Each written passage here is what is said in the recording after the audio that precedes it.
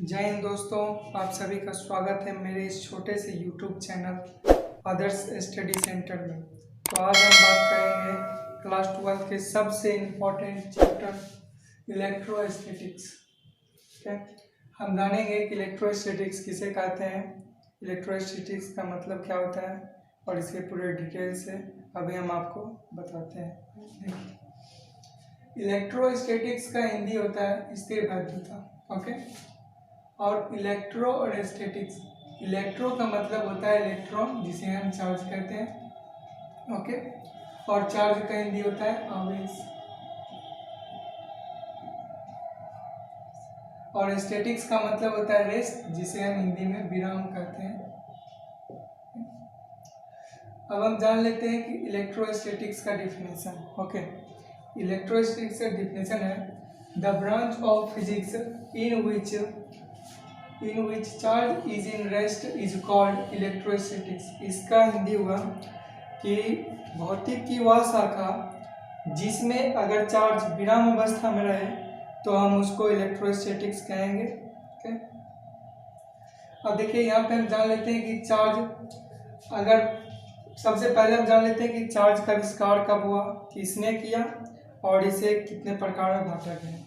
तो सबसे पहले हम बता देते हैं आपको कि चार्ज का आविष्कार 1750 ईस्वी में किया गया, जिनका आविष्कार अमेरिकी वैज्ञानिक बेंजामिन फ्रैंकलिन ने किया था। उन्होंने अपने एक्सपेरिमेंट के जरिए यह साबित कर दिया था कि चार्ज जो है दो प्रकार के होते हैं, निगेटिव चार्ज और पॉजिटिव चार्ज। तो उनका फर्स्ट एक्सपेरिमेंट के बारे में हम बताते हैं आपको कि उन्होंने जब कांच की छड़ को और रेशम की धागे से जब उन्होंने रगड़ा तो उसमें पाया कि कांच की जो छड़ है उसमें आवेशित गुण आ जाते हैं। ठीक, और फिर जब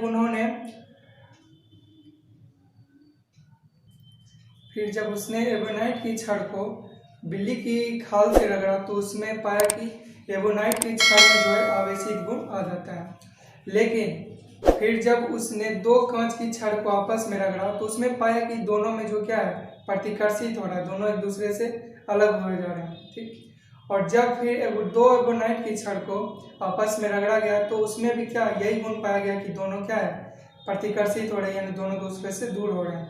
तो इस आधार पर बेंजामिन फ्रैंकलिन ने यह डिसाइड कर दिया था कि कांच की छड़ में पॉजिटिव चार्ज पाया जाता है और एबोनाइट की छड़ में निगेटिव चार्ज पाया जाता है। ओके, तो अब हम यहाँ पे बता रहे हैं कि अगर चार्ज को मोशन के आधार पर बांटा जाए तो उसका दो आधार होता है, कांस्टेंट मोशन और एक्सेलरेटेड मोशन। तो सबसे पहले आप ये जान लीजिए कि अगर चार्ज सिर्फ मोशन में रहेगा तो हम उसे करंट कहेंगे। ओके, अगर चार्ज कांस्टेंट मोशन में रहेगा, ठीक, तो इसका जो अध्ययन होता है उसे मैग्नेटिज्म में हम करते हैं। तो सबसे पहले हम जान लेते हैं कि कांस्टेंट मोशन किसे कहते हैं। ओके, सबसे ज़्यादा जरूरी है कांस्टेंट मोशन किसे कहते हैं ये समझना।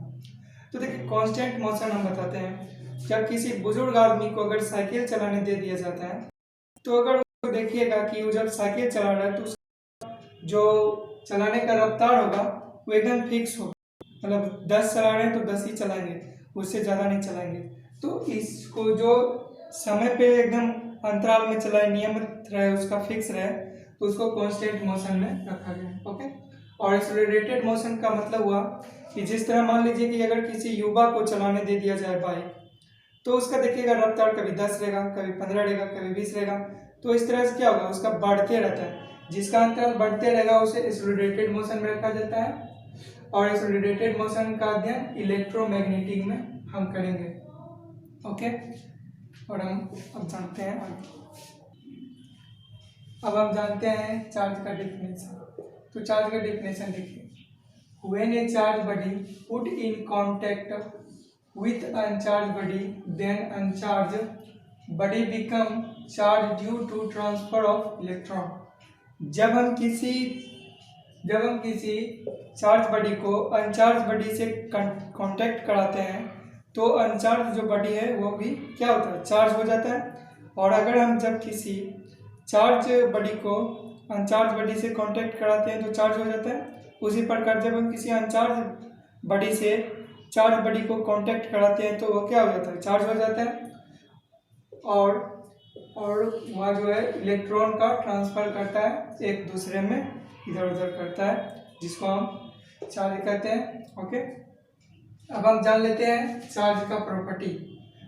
ठीक, तो देखिए सबसे पहला नंबर नोट पॉइंट है, charge is a scalar physical quantity. Okay, और सेकेंड नोट पॉइंट है, charge is drive physical quantity.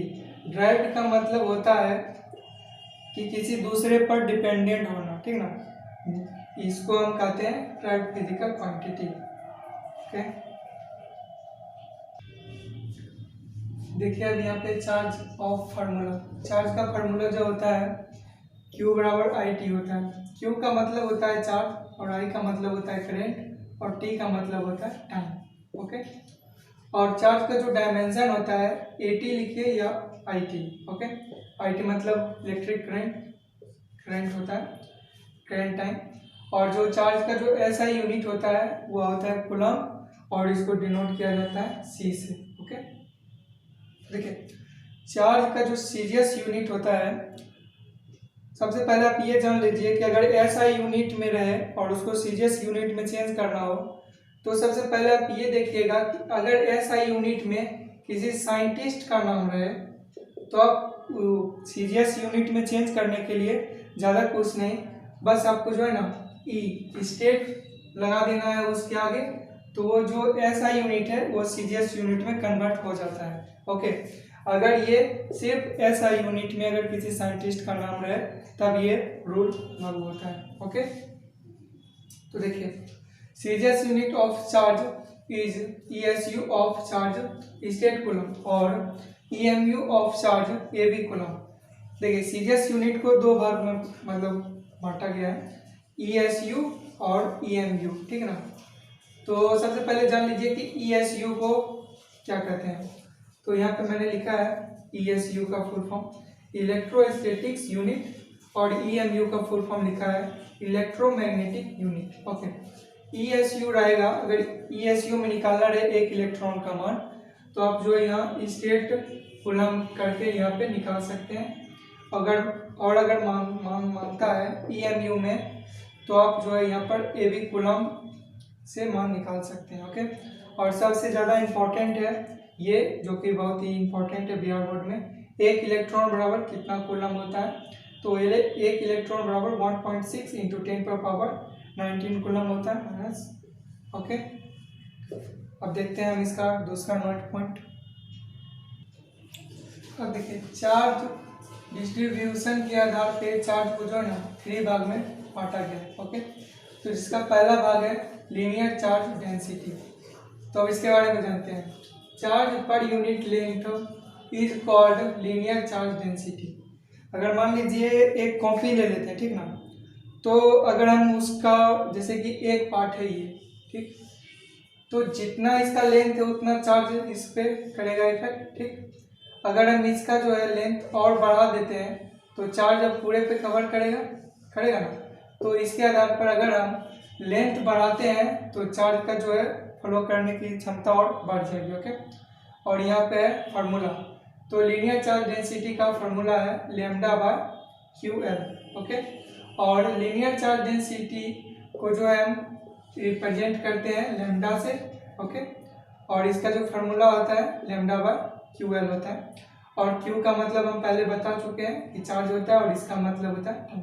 ठीक, और ऐसा यूनिट इसका जो होता है कूलम बाय मीटर, यानी कूलम बाय मीटर माइनस 1, उसके ऊपर जाएगा। ठीक, अब हम दूसरा बात करते हैं। दूसरा है सरफेस चार्ज डेंसिटी। तो देखिए इसका आता है charge per unit area is called surface charge density. अगर किसी भी चीज़ का अगर एरिया हम बढ़ा देते हैं तो उसका चार्ज करने का जो फ्लो होता है काफ़ी बढ़ जाता है। ओके, तो इसी को हम सरफेस चार्ज डेंसिटी कहेंगे। तो इसको हम रिप्रेजेंट करते हैं सिग्मा से। ओके, और चार्ज सरफेस चार्ज डेंसिटी का जो फार्मूला होता है वो होता है सिग्मा बराबर Q/A, और इसका जो ऐसा यूनिट होता है C/m मीटर स्क्वायर होता है। ओके, इधर आके हो जाता है ऊपर, अगर m जाता है तो माइनस में चल जाता है Cm-2। ओके, अब हम जानते हैं इसका तीसरा,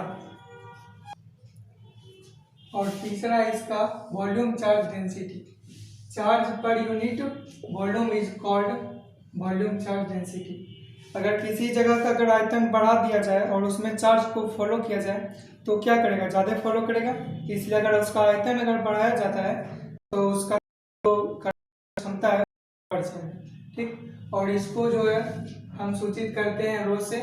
ओके, और इसका जो फार्मूला होता है रो बराबर क्यू बाय वी होता है।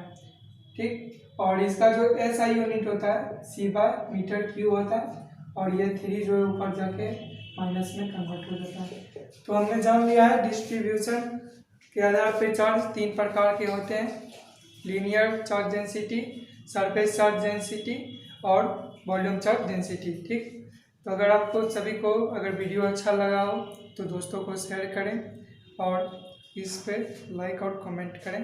ओके, जय हिंद, वंदे मातरम।